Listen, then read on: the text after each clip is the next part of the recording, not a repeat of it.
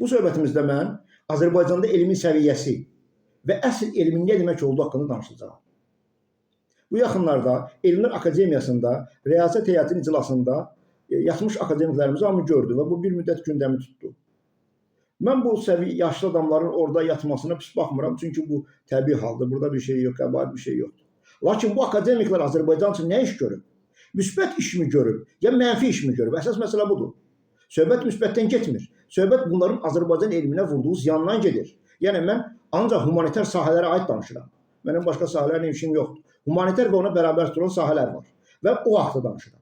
Və bu akademiklərdən biri, Yaqub Mahmudov, mənə uzun müddət yaxşılıq eləməyə əvəzinə pislik eləyib. Mənim qarşıma çıxıb, mənim işlərimə mane olub.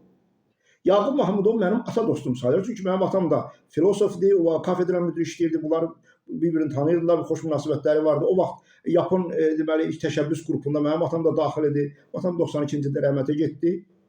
Və bu məni tanıyırdı və mən onun yanına getdim. O zaman deməli Akademik Fomenkonun yeni kitabı çıxmışdı, İmperiya kitabı. Və orada bütün tarixin cəfəngiyat olduğunu elmi sübut edirdi. Riyazi məsələlərlə, riyaziyyatla sübut edirdi. İntegralla sübut edirdi. Başa düşürsünüz? Mən gedib dedim ki, belə bir şey var, Yaqub müəllim. Belə bir şey var, gəlin biz bunu danışaq. Əlimizə bəhanə düşüb Azərbaycanın tarixini qaldıraq yuxarı. Yəni bu bizə əlimizə səbəb verir. O dedi ki, buyur get gətir o kitabı mən də oxuyum. Mən də Moskvada xüsusi xahiş elədim, göndərdilər və 2 ay mən bu kitabı onda qaldı. 2 ay oxudum. 2 aydan sonra bu adam dəyişdi. Bu adam mənə söz verdi ki, sənin qabağa qarşı kömək edəcək, sən çıxartsan ortalığa. 2 aydan sonra bu sustu. Və susmağa qalsın bir yara. Bir müddət sonra mən kitab yazdım rus dilində. Və onun müəllif hüquq agentliyində qeydiyyatın keçməsinə mane oldu.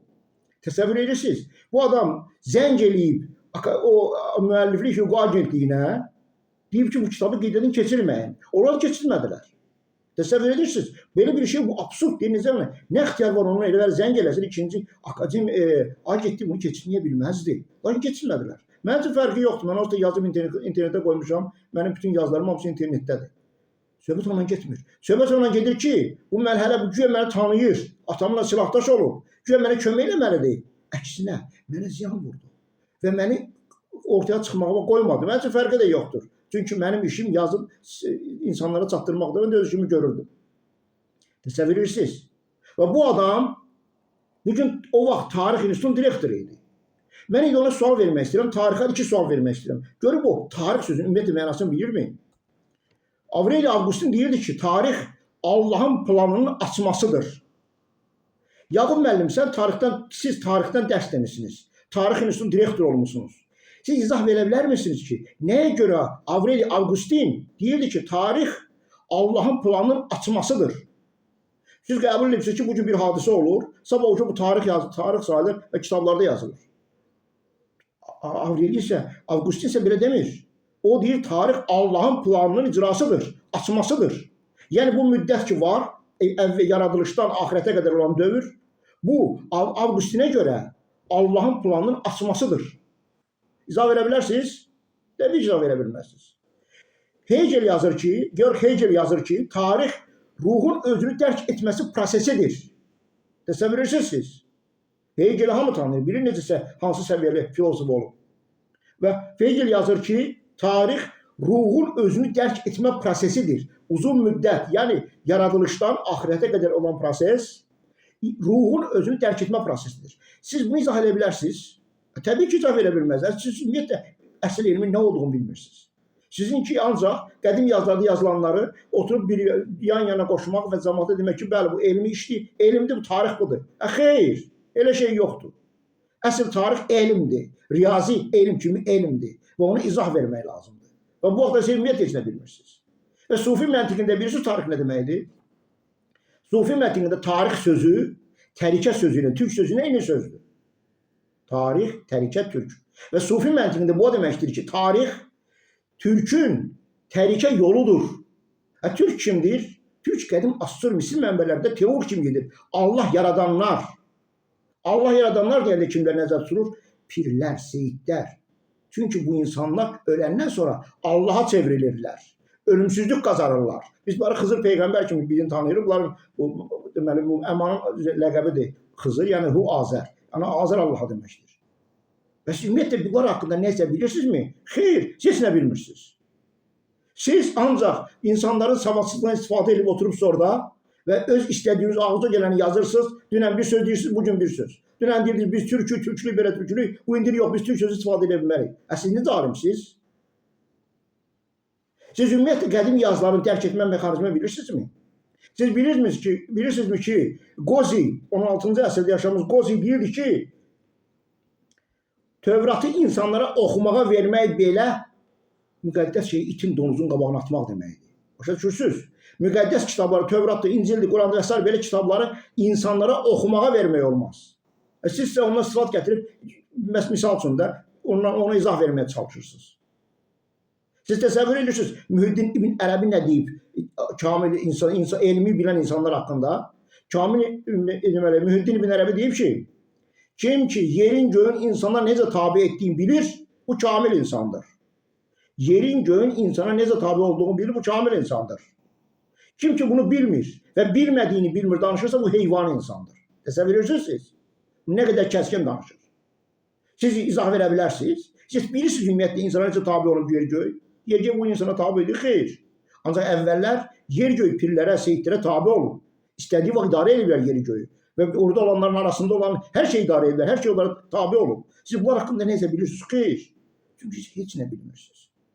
Siz Sovet dövrünün alimisiniz və orada ağrınıza gələnləri yazıb elmi müdafiə etmişsiniz, akademik almışsınız və bu almanız hamısı aydın məsələdir. Bu olan şeydir.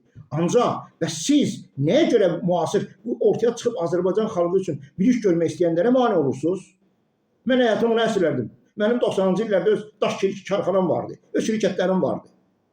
Mən xalqıma görə, elmə görə onları atdım, gəldim elmlə məşğul oldum. Qısa müddətdə də bütün sirləri açdım. Və o vaxtdan siz mənə maarifçilik elədiniz. Mənim adıma qadağa qoydu, bu günə kimi də qadağadadır. Heç yerdə mənim adıma rast gələ bilməzsiniz. Heç bir jurnalist mənim adımı çəkə bilməz. Çəkimizdə. Çünki elə bir nifrət yaradılır ki, mən xalq düşmanıyam. Problem yoxdur mənim üçün. Mən onsuz da istədiyimi eləyirəm, yazıram, mən gələcək nəsil üçün qoyuram. Bir də xarici oxuyanlar üçün qoyuram ki, bəli, bilsinlər dünyanın beşiği Azərbaycan. Söhbət onunla getmir. Bugün də başlayırlar bizimkilər danışmağa. Və dərk eləmirlər ki, sən onu sübut eləmək üçün sən batin elmini bilməlisən. Batin elmini bilirsənsə, batin elmini bilməyən insan Azərbaycanın müqəddəs olmağın, bəşəriyyətin Azərbaycana yaşamağın, yararlanmağın heç vaxt sübut edə bilməz. Bunu ancaq mən sübut edə bilirəm, çünki mən batin alimiyəm, sufi alimiyəm. Sufizm, əvvəla bilmək lazım, sufizm nədir? Sufizm ilk insanların vahid səfa dilidir. İlk insanlar kimlərdir? Alman ərənşahlar nəsli, Kilar bəyləri. Bu bizim elmimizdir. Sufizmdə 4 səviyyəli var qədim yazıların dərkin. Yahudilərdə gedir bu pardes dillər ümumi, pardes 4 hissədən ibarətdir. Pşat, birbaşa bukval hərfi məna, sonra gedir rems, draş, sod. Azərbaycanda da sufizmdə də var. Bizdə də belə bir şey. Burada ibarə deyirlər, rəmz deyirlər, işarə deyirlər, sonra müxtəlif adlar deyirlər də. Yəni ki, söhbət ona gedir ki, bu səviyyələr bütün elmlərdə var. Bütün o gizli elmlərdə var. Düşünürsünüz? Yaqub Mahmudov, siz bunları bilmirsiniz. Siz ancaq bukvani hərfi mənanı dərk edib ağca gələni danışırsınız. Hərfi məna cəfəngiyatdır. Onu biz yazmışıq. Avam insanlar üçün. Kütlə üçün yazmışıq, o əsərlər üçün yazmışıq. Təsəvvür edirsiniz? Biz bu yazıları o vaxt yazdıq ki, insanlar avam idi, işləri, gücləri ancaq çöldə qoyun otarmaq idi, misal üçün. Təbii ki, siz bunlar haqqında heç də bilmirsiniz. Və siz deyəndə mən tək tarix sahəsini nəzərdə tutmaq istəmirəm, humanitar sahələr nəzərdə tuturam. Fəlsəfə sahəsi də belədir. Bugün bir dənə alim fəlsəfənin, əsl fəlsəfənin nə olduğunu dərk eləmir. Fəlsəfə sözünün mənasını dərk eləmir. Fəlsəfə insanın, varlığın, həqiqətin özünü dərki mənasındadır. İnsanın özünü dərki mənasındadır. Platon nə deyirdi? Platon deyir, fəlsəfə ideyalı aləmini dərk eləməkdir. Bu dünya kölgələr ölkəsidir. Bu dünya kölgələrdir. Fəlsəfə isə ruhlar aləminə səyahət mənasında, ruhlar aləminin dərki mənasındadır. Siz fəlsəfə sözündəki sözünün mənasını dərk edirsiniz. Səfa sözü var orada, fəlsəfə. Səfa sözünün mənasını bilirsinizmi? Səfa, Tövratda ilk insanların səfa elmi gedir. Bu İhvan-ı Səfa qardaşlığının elmidir. İhvan-ı Albaniya deməkdir. Bu Alman pirlərinin, ərənşahlarının, Kilar bəylərinin elmidir, səfa elmi, sufi elmi. Siz bunları bilmirsiniz. Siz ümumiyyətlə bir nəfərdə filosof oturub Timeyi oxuyub mu Platonun ən güclü əsərlərindən biri? Ümumiyyətlə, dünyada ən güclü filosoflardan biri Platon sayılır. Ərəb ölkələrdə Mühiddin İbn Ərəbi sayılır qazan. Bilirsiniz, bunlar getmir söhbət. Siz əsas alimlərdən biri olan Platonun əsərlərini oxuyubsunuzmu? Siz dərk etməyə çalışırsınız, məsələn, Timey nə deməkdir? Timey başdan ayağa sirri elmdir. Siz ümumiyyətlə dərk etməyə çalışırsınız? Xeyr. Siz Əflatun fəlsəfəsi yaxın dura bilməzsiniz. Çünki heç nə bilmirsiniz. Sizin bildiyiniz ancaq bu hərfi mənadır, bu quvani pişat. İbarə deyirlər bizdə. Hərfi məna, zahiri məna. Siz zahiri məna. Bu elm deyil, bu nağıldır. Və biz bunun nağılın içində elm gizlətmişik. Bu biz nağıl, bu ancaq onun qabağıdır, elmin qabığıdır. Bunun içində Allahın sirri gizlənir. Batin elmi, Allahın yaradılışı, dünyanı yaratması, axirə qədər idarə eləməsi, axirətdən sonraki talihi haqqında elmdir. Siz bunları bilmirsiniz. Siz ancaq hərfin mənanı götürürsünüz. 45-ci ildə nə olub tutalım. 1700-1000-ci ildə nə olub? Eradan əvvəl 5-ci əsrdə. Bunlar hamısı rəmzdir kişi. Siz nağlı elmə çevirmişsiniz. Bütün qədim tarix hamısı rəmzdir, nağıldır.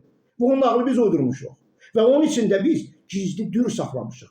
Gizli elm saxlamışıq. Allahın elmini saxlamışıq. Marifətullahı, elmi billahı gizlətmişik.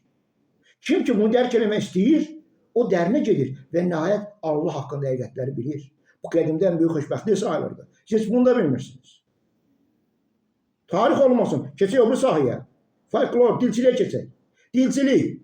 Bugün dilçilik institutları var. Dilçiliklə bağlı müxtəlif təşkilatlar var. Kişi, sən dilçilik sən dillərin necə yaranmağını bilirsənmi? Siz bölümsünüz Azərbaycan dilini müxtəlif dillərə. Bu Fars dili, bu Ərəb dili. Nə Ərəb, nə Fars? Ərəb, Fars kimdir?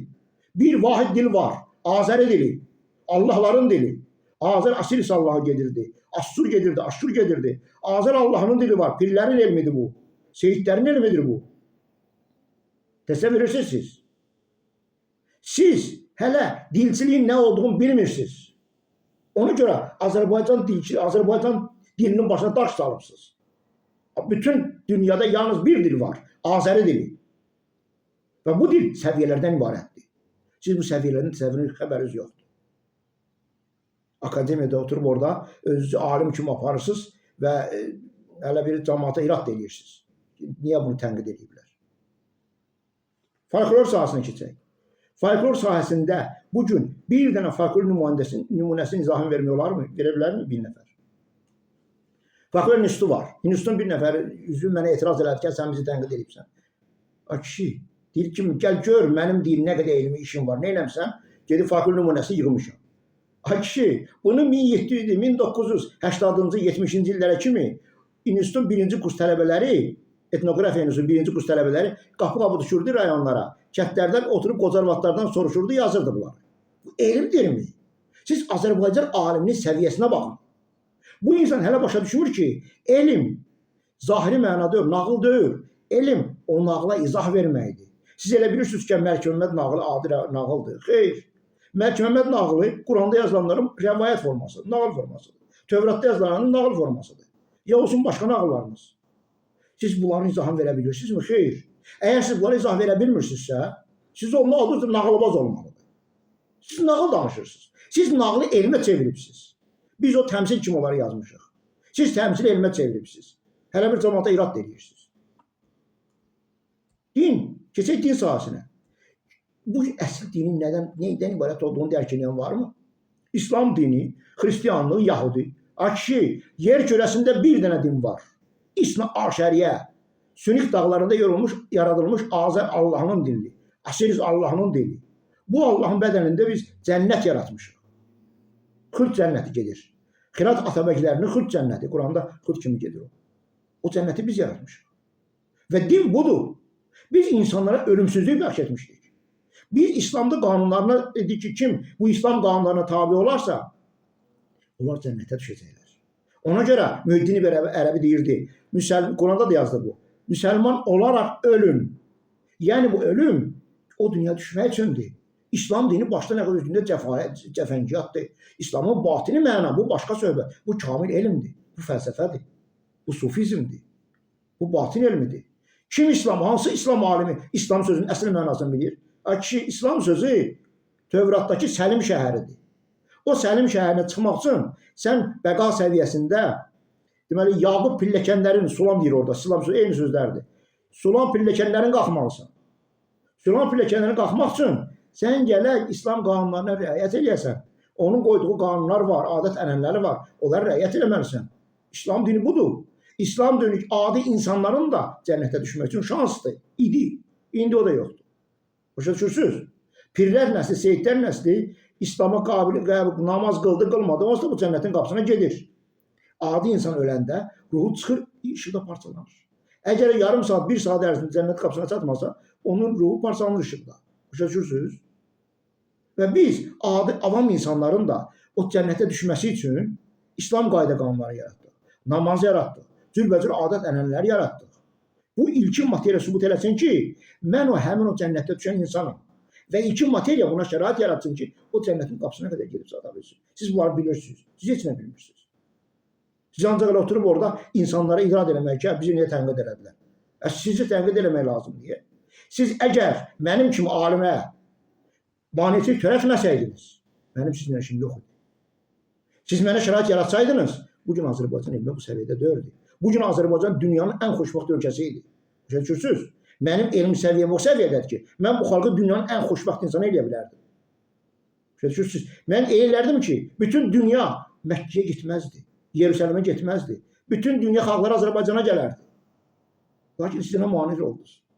Təsəvvür, mən həm nəzəri cəhətdən bilirəm, həm də praktik cəhətdən işimi sübut eləməyə çalışıram. Ona görə hələ ilk dəfə 2000-ci ildə mən getdim, axtarışa getdim. Öz dediyimi sübut eləmək üçün. Çünki mənim elmimə görə bütün dünyanın ən müqəddəs ocağı Azərbaycandır. Və bu Babil qülləsi Azərbaycanda tikilib. Əhd sandığı Azərbaycandadır. Və mən bunları tapmaq üçün 2000-ci ildən axtarışa başladım. Praktiki cəhətdən elmi sübut eləmək istədim. Bu insanlara möhtac olmaq istəmədim. Lakin bu çətin məsələdir. 5500 il keçib. O yerin altında 10 metr, 15 metr dərinliyə gizlədilmiş şeyi tapmaq çox çətin məsələdir. Bunu adi insan tapa bilməz. Mən axtardım. Və bu yaxınlarda yenə getdim ki, Elmlər Akademiyası Arxeologiya Günüsü. Mənə bir nəfər ver, öz hesabıma 100 nəfər sponsor tapmışdım. 2000-ə qədər manat pul xərcləməyə hazır idi ki, tək sən dedikləri sübut olmasın, axtarır. Getdim ki, bəs mənə bir nəfər ver, bunun da xərci mənim boynumadır. Biz bir-iki yer var, ora bir də baxaq. Axtarış aparaq. Nə dedilər, biz nə dedilər?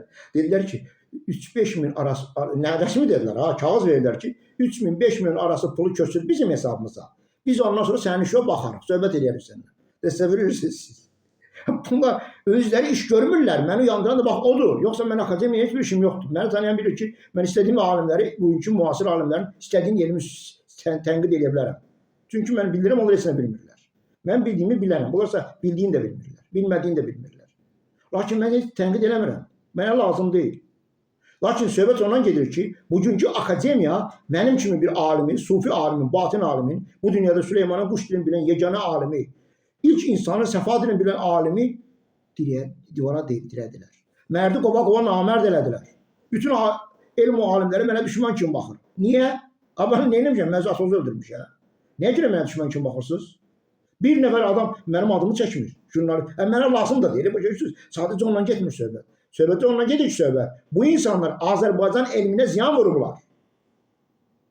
Cinayətdə, cinayət məsuliyyətində bir həqiqəti bilə-bilə gizlədənlər də cinayət məsuliyyətində səbəb olunmalıdır. Bu insanlar məni tanıyır. Akademiklərim, çoxumuzu 4-5 akademik məni əla tanıyır. Kamal Abdullah məni düz 30 ildir tanıyır, 35 ildir tanıyır. Mənim ilk məqalələrimdə o özü, aparıb özüm vermişim ona. Demişəm, belə şeylər var. Gəlin Azərbaycanın inkişafı üçün bunlardan danışaq. Bunları maraqlandırmır kişi. Bunları maraqlandıran da şəxsi mənafidir. Mənim buradan cibimə nə gələcək? Amma bu Azərbaycan xalqıdır da. Azərbaycan inkişaf edəcək. Sən də inkişaf edəcəksən də, sənin də cibinə pul gələcək. Yerə gələk mütləq sənin cibində özü üçün villa alasan, ya bir obyekt yasasan. Bunları bu maraqlandırmır. Başa düşürsünüz? Yəni mənim mübarizəm bu akademiklərin Azərbaycan elminə ziyan vurulması haqqındadır. Bunlar mənim qarşıma çıxıblar. Bunlar məni 30 ildir yuvadırlar. 30 ildir qoymurlar mənim adım çəkilsin. 30 ildir, deməli 2008-ci ildə mən Batini Quran kitabını yazmışam. Orada bütün dünyanın sirlərini açmışam. Bütün dinlərin, fəlsəfələrin, tarixin, hər şeyin sirrini açmışam mən orada. O kitabın sayı bərabəri yoxdur bu dünyada. Onlar onu bilə-bilə susurlar. O kitab çıxanda baxmayaraq ki, Yaqub Mahmudov mənə nə qədər pislik elədi. Mən apardım ona bir neçə nüsxəsini, nə 5-6 nüsxəsini verdim ki, buyur, oxuyun. Sustular. Nəyə görə? Çünki sərf eləmir. Çünki bunları Azərbaycan elmi maraqlandırmır. Bunları şəxsi mənafə maraqlandırır. Və bugün bu insanları orada oturub yatdığını görəndə məni əsəb götürür. Çünki siz mənə qarşı, mənim timsalımda Azərbaycan elminə qarşı düşmənçilik etdiniz. Mənim ortaya çıxmağıma qarşı oldunuz. Maneçilik etdiniz, edirsiniz də. Edirəm, mənim üçün fərqi yoxdur. Mənə lazım da deyil. Mən onsuz da işimi görürəm. Yazıb internetə qoyuram, qruplarımda, məqalələrimdə. Hamısı yazılır. Mən gələcək üçün işləyirəm də bütün dünya bilsin ki, Azərbaycan kimdir Azərbaycan. Bugün Elmlər Akademiyasında oturanlar, humanitar sahələri deyirəm, orada oturmağa layiq adamlar deyirlər. Onlar ümumiyyətlə vəzifədən çıxarılmalıdırlar. Onların elmi səviyyəsi orta məktəb tələbələri səviyyəsidir. O da ancaq hərfi mənanı dərk edir, bu da hərfi mənanı dərk edir. Sənin ondan nə fərqi var? İnandırım sizi, orta məktəbdə bu da elə istedadlı uşaqlar var ki, o akademiklərin hamısından üstündür. Çünki onların məntiqi var. Bunlarda məntiq deyilən şey yox. Bunlar başa düşmürlər ki, adi bir ərəb səhrasından gəlib, Mesopotamiyada 3000 illik Allahlarla bağlı elmi olan bir yerdə ərəb din yarada bilməz. Ay kişi, ərəb sözü, ərəb səhrası Azərbaycan pirlərinin göydə yaratdığı cənnətin rəmzidir. Otur, oxuyun mənim məqalələrimi oxuyun. Neyse sözüm ondadır yox. Sözüm əsas mənim fikrimi çatdırdım. Bugün Azərbaycan Akademiyasında oturan o humanitar sahələrinə baxan yaşlı insanların orada oturmağa haqqı yoxdur. Bu mənim qəti fikrimdir və mən bunu insanlara çatdırmaq istəyirəm. Ay insanlar bilin, sizin elmi səviyyəniz aşağı olması təbii haldır. Çünki siz bu dəqiqamız bir qarına işləyirsiniz, çörək üçün işləyir, çalışırsınız. Lakin bu insanlar bilə-bilə, həqiqəti bilə-bilə Azərbaycanın inkişafının qarşısını aldılar. Mən bu söhbəti ona görə qaldırdım. Ona görə bildirmək istəyirəm ki, siz bilin ki, o insanlar Azərbaycan xalqının dostu deyil. Bunlar Azərbaycan elminin qarşısını alanlardır. Və onlara alim kimi baxmayın. Onları tənqid edin, suallar verin, divara deyin. Heç bir suala cavab verə bilməyəcəklər.